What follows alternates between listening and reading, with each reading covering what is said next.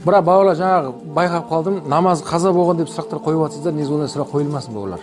Және айтамын. Бүгін намазда сол жайында болды ғой тақырып. Енді сондай қылып тұрып алайық бауырлар.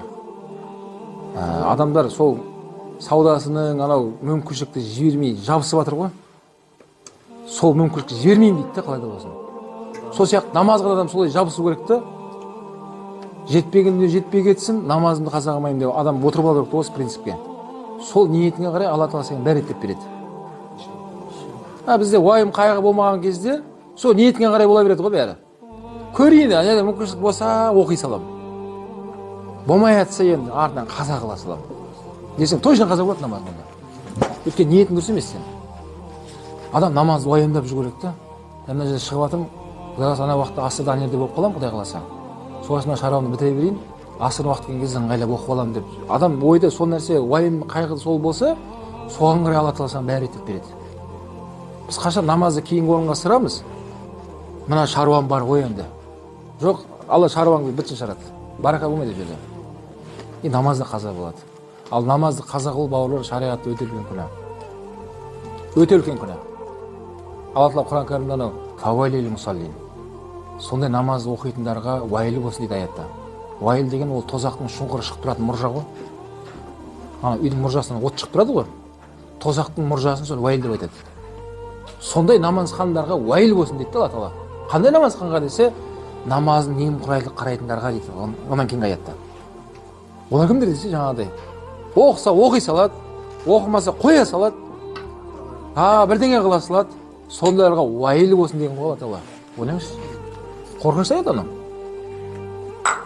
Сол үшін жаңағыдай намазды уайымдап, Алладан жәрдем сұрап, Алла, әйтеуір намазым қаза болып кетпесе екен деген уайым жүрегімізде болса, Алла саған көмектеседі иншалла.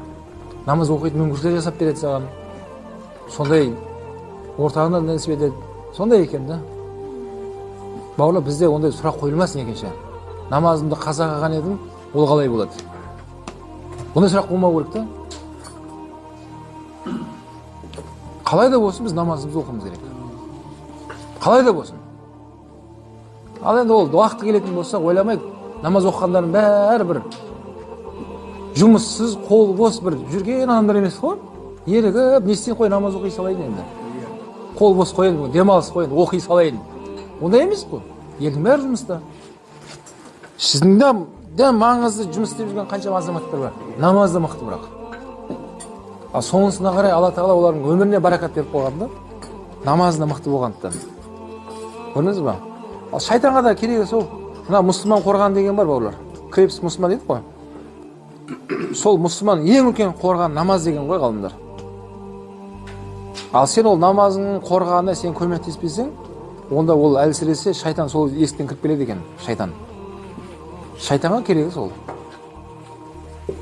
Сол үшін пайғамбар алейхиссалам, Алла Тағала осы намазымды ертең жүзімізге ұрмашы деген ғой. Намаз өте ықтият, және оған қатты тұру керек та намазға. Сол ниет ықыласыңа, соншалықты бір уайымыңа қарай Алла Тағала дәрежеңді өсіп қояды да. Соған жараса өмірге баракат беріп қояды. Біз қашан тыныштықты мына жақтан іздейміз. Біз сол кезде көп неден қалып қоямыз бауырлар. Сол үшін сапарда жүрейік, басқа жерде жүрейік, жұмыста жүрейік, қайерде жүрмейік. Бірден қараңыздар, намаздың кіретін уақыты бар, шығатын уақыты бар. Осы аралықта өтір оқып болды ғой. Әуелгі 10 минутта оқи алмасаң, екінші 10 минутта оқуға әрекет жаса. Оған да мүмкіншілік болмай жатса, одан кейінгі 10 минутқа кіріс.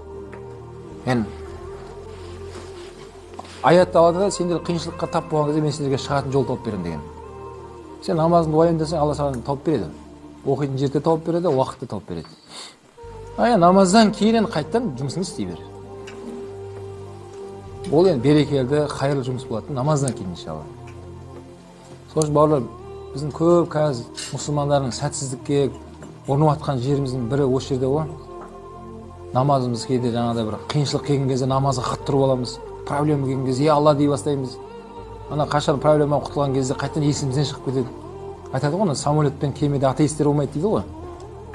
Елдің бәрі Алла Алла деп отырады да. Самолет аман-есен қойған кейін қайтадан есінен шығып кетеді да. Ғалымдар сөйтіп айтқан, самолетпен кемеде атеист болмайды дейді. Құдайға сенбейтін адам болмайды екен ғой ол жерде. Бәрі Құдайға сеніп отырады екен да. Аман есен қонайыншы деп. Аман есен қонайыншы деп. Ана самолетке мінсе, алдыңғы қатарда бір жігіт Құран оқып жатқан ғой. Елдің бәрі бүйтіп қарап өткен ғой жанынан. Мынау типа ана жаңағы мұсылмандардың бір несі ғой деген сияқты.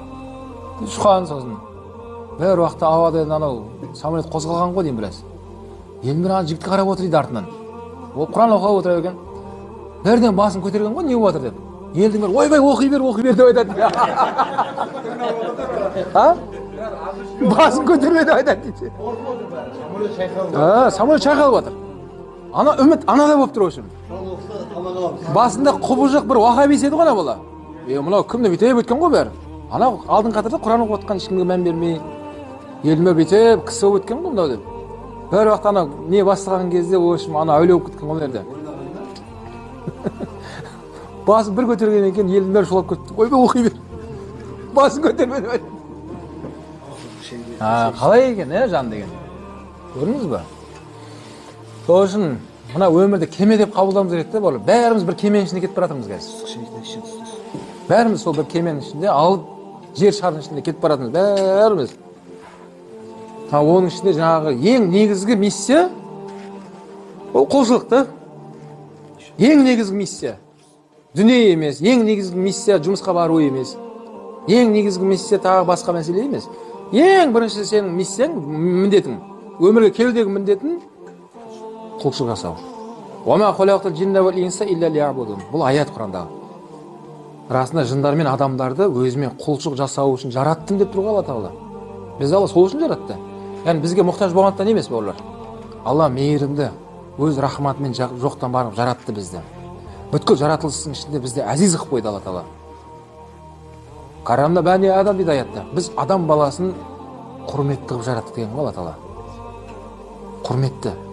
Бүткіл періштелер адам алейхиссаламға сәжде қылды ана жерде. Сол немізден түс қалмауымыз керек та деңгейімізден. Қазір біз айтып жүрген періштелер бауырлар. Періштелер. Жәннатта қызметкерлер солар ғой. Момындардың қызметкерлері солар. Ана керек нәрсесін береді деп жүретін. Көрдіңізші? Біздер мына өмірде періштелерге не тұрмыз ғой, нұрдан жаратылған еді, машалла, әрине машалла. Періштелер жақсы көреміз әрине.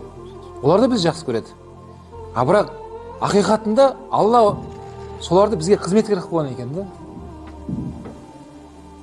Қазір мына жиын деп айтқан азық деп адамдар қазір намазға да мән бермей осыны іздеп жатыр күні түні. Қайтсем бала шағаның нафақасы. Қой, нафақаны ол береді Алла. Сен намазыңды уайымда. Алла Тағала мына өңешті тесік қылып жаратты ма, мына тесіктен өтетін лұқма Алла өзі жеткізеді дейді ғалымдар. Уайымда ма дейді. Оны әрекет жаса, жұмысқа бар, уәдеңде тұр.